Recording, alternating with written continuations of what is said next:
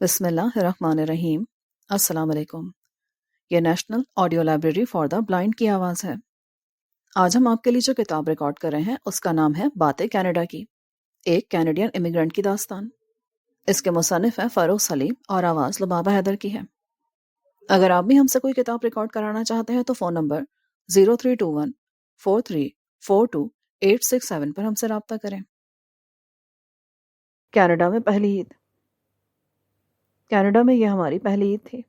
یہاں ہر سال عید کی نمازوں کا اہتمام مختلف مساجد اور دینی تنظیمیں کراتی ہیں، اور اس طرح شہر کے مختلف حصوں میں چھوٹے بڑے اجتماعات ہوتے ہیں۔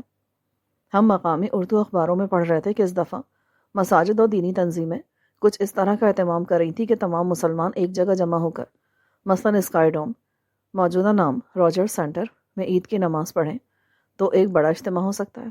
اسی طرح ٹورانٹو میں مسلمان دیگر کمیونٹیز اور حکومت کو اپنی تعداد اور یکجہتی کا احساس دلا سکتے ہیں، جس کے بہت دورس اور مثبت نتائج سامنے آ سکتے ہیں۔ اسکائی ڈوم ٹورانٹو کی ایک عظیم الشان عمارت ہے جو بالکل سی این ٹاور سے ملی ہوئی ہے اور تقریباً 2 ملین اسکوائر فٹ کے رقبے پر پھیلی ہوئی ہے۔ گو کہ یہ ایک بہت اچھا خیال تھا، لیکن اس کے کئی عملی اور قابل غور پہلو بھی تھے۔ پہلی بات یہ تھی کہ ٹورانٹو اور اس سے ملحقہ شہر ایک وسیع رقبے پر پھیلے ہوئے ہیں۔ اس لحاظ سے لوگوں کی ایک بڑی تعداد کو عید کی نماز کے لیے اسکائی ڈوم تک پہنچنے کے لیے کافی طویل فاصلہ طے کرنا ہوگا، جس کے لیے وقت اور سواری دونوں درکار ہیں۔ ان تمام مسائل کے باوجود منتظمین کی متفقہ رائے تھی کہ اسکائی ڈوم میں عید کی نماز کا اہتمام کیا جائے اور سی این ٹاور سے اذان دی جائے۔ اب ہمارے پاس گاڑی تو تھی نہیں، اس لیے ہمارے لیے صبح سویرے اسکائی ڈوم پہنچنا بڑا مسئلہ تھا۔ بہرحال بسیں بدلتے ہوئے ہم کسی نہ کسی طرح وہاں وقت پر پہنچ گئے۔ ادھر امام صاحب نے اعلان کیا کہ صفیں سیدھی کر لیں، ادھر ہمارے چھوٹے صاحبزادے نے ہنکاری بھری، ابا مجھے واش روم جانا ہے۔ تھوڑی سی دیر ٹھہر جاؤ، یہ نماز زیادہ لمبی نہیں ہے، جلدی ختم ہو جائے گی۔ نہیں، میں نہیں ٹھہر سکتا۔ بچے کی بے چینی دیکھ کر مجھے اندازہ ہو گیا کہ یہ ایک ایمرجنسی صورتحال ہے اور اس میں ذرا سی بھی تاخیر نقصان دہ ہو سکتی ہے۔ چنانچہ میں نے بچے کا ہاتھ پکڑا اور صفوں سے باہر نکل آیا۔ اب اسکائی ڈوم کوئی چھوٹی سی جگہ تو ہے نہیں، اور رضاکار بھی اب نماز کے لیے صفیں باندھ رہے تھے۔ خیر، میں اندازے سے روانہ ہوا۔ قسمت اچھی تھی کہ قریب ہی واش رومز کی ایک لمبی قطار نظر آ گئی۔ میں نے بیٹے سے کہا، چلو اندر۔ بیٹے نے پہلے تو قدم آگے بڑھایا، پھر رک گیا اور بولا، یہ تو لیڈیز واش روم ہے۔ میں نے دیکھا تو واقعی لیڈیز واش روم کا بورڈ نظر آیا۔ اب ایک تو ادھر نماز کھڑی ہو چکی تھی، دوسرے یہ اندازہ نہیں تھا کہ مردانہ واش روم کدھر ہے اور کتنی دور ہے۔ بیٹا اب اسی میں چلے جائیں، دوسرا واش روم ڈھونڈنے میں وقت لگ جائے گا اور نماز بالکل ہی نہیں ملے گی۔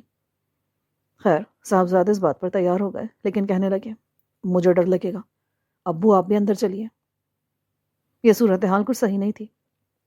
میں نے کہا، بیٹا آپ اندر چلیں، میں تو اندر نہیں جا سکتا، میں باہر سے گانا گاتا رہوں گا تاکہ آپ کو ڈر نہ لگے۔ اب آپ صورتحال ملاحظہ فرمائیں کہ ایک دیسی اسکائی ڈوم کے لیڈیز واش روم کے باہر کھڑا گانا گا رہا ہے۔ میں نے دل میں سوچا کہ اگر اس وقت کوئی سیکیورٹی والا راؤنڈ پر آ گیا تو یہ سمجھیں کہ عزت سادات بھی گئی۔ خیر، اللہ اللہ کر کے موصوف باہر نکلے، بہت پرسکون اور خوش، لیکن ان سے زیادہ خوش میں تھا عزت سادات بچنے پر۔ بھاگ کر پہنچے تو نماز ابھی شروع ہوئی تھی۔ غالباً امام صاحب لوگوں کی یاد دہانی کے لیے نماز عید کی ترتیب وغیرہ میں کچھ وقت دے چکے تھے۔ نماز ختم ہوئی تو وہاں ہمارا کون جاننے والا تھا، آپس میں عید مل لیے یا کسی نے خود ہی بڑھ کر گلے لگا لیا۔ بہرحال یہ تسلی تھی کہ کینیڈا میں ہماری پہلی عید کی نماز شائن شان طریقے سے ہو گئی۔ ہم لوگوں کا ارادہ تھا کہ عید کی خوشیوں کو دوبالا کرنے کے لیے کھانا جیرارڈ اسٹریٹ پر کھائیں گے۔ جیرارڈ اسٹریٹ کے کھانوں کے متعلق سنا تو بہت تھا، لیکن اس کے محل وقوع کے بارے میں بہت زیادہ معلومات نہیں تھی۔ ٹورانٹو کے نقشے سے وہاں جانے والی بسوں اور راستے کا تھوڑا بہت اندازہ ہو گیا تھا، چنانچہ ایک جانے والی بس میں سوار ہو گئے۔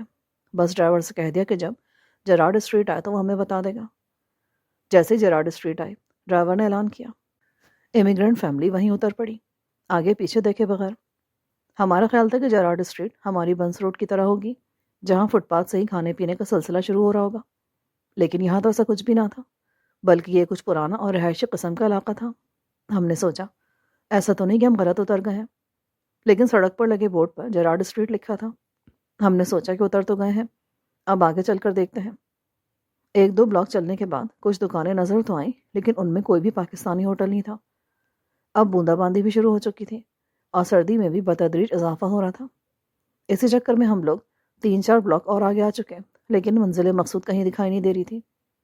میری ہمت بھی جواب دے رہی تھی، لیکن بچوں کی مایوسی کو سامنے رکھتے ہوئے میں سب کی ہمت بندھا رہا تھا کہ سامنے سے ایک نوجوان شلوار قمیض میں جاتا نظر آیا۔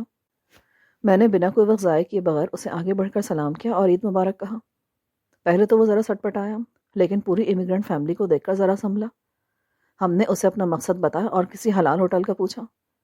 جب اس نے کہا کہ ہم سیدھے سیدھے چلتے چلے جائیں اور تقریباً 2 بلاک کے بعد کئی حلال گوشت والے ہوٹل مل جائیں گے تو ہماری جان میں جان آئی اور ارادے دوبارہ جوان ہونے لگے۔ ہم نے اسے خدا حافظ کہا اور آگے روانہ ہو گئے۔ واقعی 2 بلاک کے بعد وہ جگہ آ گئی جس کے تصور میں ہم لوگ یہاں تک آئے تھے۔ آس پاس دیسی کھانوں کی کئی دکانیں اور ہوٹل تھے، جن میں زیادہ بڑی تعداد انڈین ہوٹلوں کی تھی۔ سامنے کے ایک ہوٹل پر حلال لکھا دیکھ کر اب اندر جانے ہی والے تھے کہ کاؤنٹر پر بیٹھے پگڑی باندھے سردار جی نظر آ گئے۔ اب تو ہمیں شبہ ہو گیا کہ ضروری نہیں ہے کہ جہاں حلال لکھا ہو وہاں واقعی ذبیحہ کا گوشت ملے۔ بیگم سے مشورہ کیا کہ کیا کیا جائے۔ ہم لوگوں نے یہ طے کیا کہ ہوٹل ڈھونڈنے کے بجائے حلال گوشت کی دکان ڈھونڈتے ہیں، اس سے پوچھتے ہیں کہ صحیح جگہ کون سی ہے۔ اب تک ہم لوگ بارش سے بری طرح بھیگ چکے تھے اور سردی سے دانت بج رہے تھے۔ اتفاق سے سامنے ہی ایک حلال گوشت کی دکان تھی۔ میں اندر چلا گیا اور یہی سوال دکان والے سے کیا۔ اس نے کہا، یہاں کئی پاکستانی ہوٹل ہیں، آپ ان میں سے کسی میں بھی چلے جائیں، انشاءاللہ آپ کو حلال گوشت سے تیار کی ہوئی ڈشز ملیں گی۔ اس نے ہمیں 3-4 ہوٹلوں کے نام بتا دیے۔ ہم اس کا شکریہ ادا کر کے باہر نکل آئے اور اس کے بتائے ہوئے ناموں میں سے جو پہلا نام سامنے آیا اسی میں گھس گئے۔ ریسٹورانٹ میں گھس تو گئے لیکن اندر سناٹا پڑا تھا، آدم نہ آدم زاد۔ کاؤنٹر تک خالی تھا، جبکہ ہمارا خیال تھا کہ عید کا دن ہے، ہوٹل کو کھچا کھچ بھرا ہونا چاہیے۔ کہیں ایسا تو نہیں کہ عید کی چھٹی ہو؟ کیا پتہ یہ کینیڈا ہے بھائی، لیکن روشنیاں وغیرہ سب جل رہی تھیں اور ہال بھی گرم تھا۔ خیر، ہماری کھٹ پٹ سن کر اندر سے ایک صاحب برآمد ہوئے، سلام دو اور عید مبارک کی بات کہنے لگے۔ عید کی وجہ سے ہمارا سٹاف تو چھٹی پر ہے، اس لیے اپنے گاہکوں کی خاطر آج میں اور میری بیگم کچن کا کام سنبھال رہے ہیں۔ آپ تشریف رکھیں، دیر سویر تو ہو جائے گی لیکن انشاءاللہ کھانا آپ کو اچھا ملے گا۔ یہ سب کچھ سن کر ہم لوگوں کی جان میں جان آئی۔ سب سے پہلے ہم لوگوں نے اپنی گیلی جیکٹیں، مفلر اور ٹوپیاں کھوٹی پر لٹکائیں۔ جب سب باری باری واش روم سے منہ ہاتھ دھو کر اور تازہ دم ہو کر نکلے تو ہمیں احساس ہوا کہ ہم سب کتنے بھوکے اور تھکے ہوئے ہیں۔ ہوٹل والے نے ہمارے سامنے مینیو رکھتے ہوئے پوچھا، آپ پہلے چائے لیں گے یا کھانا ہی کھائیں گے؟ عید کی خوشی میں اس وقت کی چائے ہوٹل کی جانب سے مفت ہے۔ ہم نے مینیو کارڈ تو ایک طرف رکھ دیا اور پوچھا کہ کیا چیز تیار ہے؟ ہوٹل والے نے کہا، بریانی اور قورمہ تیار ہے، اگر آپ چکن ٹکا اور سیخ کباب لیں گے تو اس میں تھوڑی دیر لگے گی، نان میں بھی تھوڑی دیر لگے گی، تندور گرم ہونے میں ابھی ذرا دیر ہے، پھر کام کرنے والے ہم 2 ہی لوگ ہیں۔ کھانے کا نام سن کر تو ہم لوگوں کی بھوک بھڑک اٹھی تھی۔